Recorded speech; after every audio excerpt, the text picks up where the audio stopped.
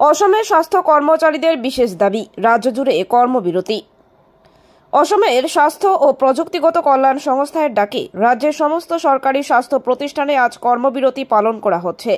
সংগঠনের পক্ষ থেকে জানানো হয়েছে যে এই আন্দোলন ৪ মার্চ থেকে ৬ মার্চ পর্যন্ত চলবে। সংগঠনের সদস্যরা বিশেষ নিয়োগ প্রক্রিয়ার মাধ্যমে চাকরির স্থায়ীকরণ, সমকাজের জন্য সমান বেতন এবং নিয়মিত কর্মচারীদের মতো সমস্ত সুবিধার দাবি জানিয়েছেন। তাদের অভিযোগ, এনএচএম এর অধীনে কর্মরত কর্মচারীরা দীর্ঘদিন ধরে বৈষম্যের শিকার হচ্ছেন, যা সরকারকে দ্রুত সমাধান করা উচিত। এই কর্মবিরতি এনএচএম এর অধীনস্থ সমস্ত সরকারি স্বাস্থ্য প্রতিষ্ঠান জুড়ে পালিত হচ্ছে, যার ফলে স্বাস্থ্য পরিষেবায় আংশিক প্রভাব পড়ার সম্ভাবনা রয়েছে।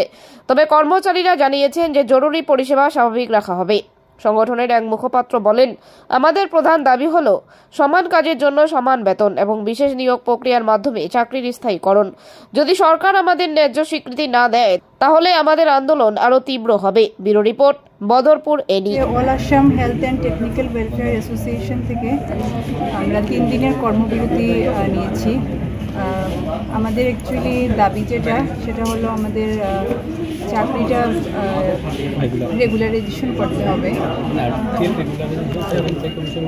আর যতদিন আমাদের রেগুলারাইজেশন হয়নি ততদিন আমাদের 7th পে কমিশন অনুযায়ী আমাদের যেটা প্রাপ্য সেটা আমাদের প্রদান করতে হবে। সেই দাবি আমরা জানাতে চাইছি এবং আমাদের equal pay for equal work, আমরা যেটা কাজ করছি সেটা সমকামে। আমরা তার আগে অনেকবার আমরা হেলথ ডিপার্টমেন্ট, আমাদের এনএইচএম ডিপার্টমেন্ট বা আমাদের পক্ষে যতটুকু সম্ভব আমরা অনেক মেমোরেন্ডাম দিয়েছি। আমরা গত 20 তারিখে সচলে ধর্ণা কর্মসূচিও পালন করেছি।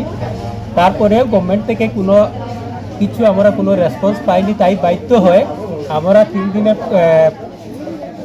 প্যান্ডাম কর্মসূচিটা হাতে নিয়েছি এবং এই প্যান্ডাম কর্মসূচির মধ্যে আমাদের মেইন দাবিগুলি ছিল যে 7th পে কমিশন মতো দরমা স্যালারিটা দেওয়া আমাদের যথাসময় পর্যন্ত রেগুলারাইজ না হয় এবং স্পেশাল ড্রাইভ করে যাতে এসএসএ মিশনে যেভাবে করা হচ্ছে সেইভাবে স্পেশাল ড্রাইভের মাধ্যমে আমাদের সমস্ত এনএচএম কর্মচারীকে রেগুলারাইজ করা।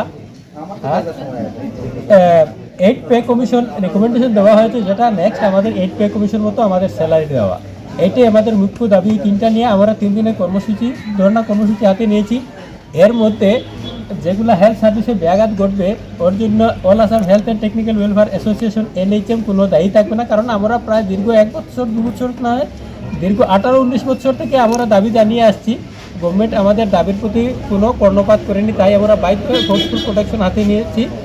তো দেখা যাক কী হয়। আর অনেস্টলি আমার রিকোয়েস্ট থাকবে অনারেবল চিফ মিনিস্টার স্যারের কাছে যে আমার এইসব কোভিড যোদ্ধারা নিজের জীবন বাজি রেখে যুদ্ধ করে গেছে। ডিউরিং কোভিড পিরিয়ডে যখন কোনো মানুষ ঘর থেকে বারবার সাহস পেয়নি তখন এই হেলথ ডিপার্টমেন্টের স্টাফরা দিনরাত কর্ম করে গেছেন। তো আপনারই ওয়াদা ছিল যে আমরা 7th পে কমিশন মতো আমি কোভিড যোদ্ধাদেরকে প্রতারণা করবো না, কিছু দেবো, কিন্তু টিল আজকে 4-5 বছর হয়ে যাচ্ছে আপনার গভর্নমেন্টের তরফ থেকে আমরা কিছু পাইনি। এনএচএমৰ ঠিকাপতি যিমান কৰ্মচাৰী আছে, ডক্টৰ, নাৰ্ছেছ, লেব টেক, ফাৰ্মাচিষ্ট, RBSK ইউনিট, সবেই আমি 3 দিনীয়া কাৰ্যসূচীৰে ধৰ্ণাত বহিছোঁ। আমাৰ 3টা মেইন উদ্দেশ্য দাবী আছে। এটা হ'ল আমাৰ অস্থায়ী যিমান কৰ্মচাৰী আছে এনএচএমৰ তেওঁলোকক চাকৰি নিয়মীকৰণ কৰিব লাগে। আৰু যেতিয়ালৈকে চাকৰিটো নিয়মীকৰণ নহয় আমাক 7th পে কমিশনৰ ভিত্তিত এটা দৰমহা দিয়ে সেইটো ব্যৱস্থা কৰিব লাগে। আৰু আমাৰ সুপ্ৰিম কোৰ্টৰ এটা অৰ্ডাৰ আছে যে ছেম ৱৰ্ক ছেম পে, যাতে আমি যেনেকৈ কাম কৰি আছোঁ সেই হিচাপে আমাক যাতে প্ৰাপ্য দৰমহা আমাক দিয়ে, equal pay for equal work. এই 3টা দাবী লৈ আমি আজি 3 দিনীয়া কাৰ্যসূচীৰ ধৰ্ণাত বহিছোঁ। আৰু আমি ইয়াৰ যোগেদি মাননীয় স্বাস্থ্যমন্ত্ৰী আৰু লগতে মাননীয় মুখ্যমন্ত্ৰী ডাঙৰীয়াক অনুৰোধ জনাইছোঁ যে আমাৰ যিমান দাবী আছে দাবীসমূহ যাতে সম্পূৰ্ণ কৰে বা আমাক দয়াৰ চকুৰে চাই যাতে আমাৰ যিমান এনএচএমৰ কৰ্মচাৰী আছে তেওঁলোকে যাতে সুখেৰে কাম কৰি যাব পাৰে আৰু তেওঁলোকৰ পৰিয়ালটোক পোহপাল দিব পাৰে।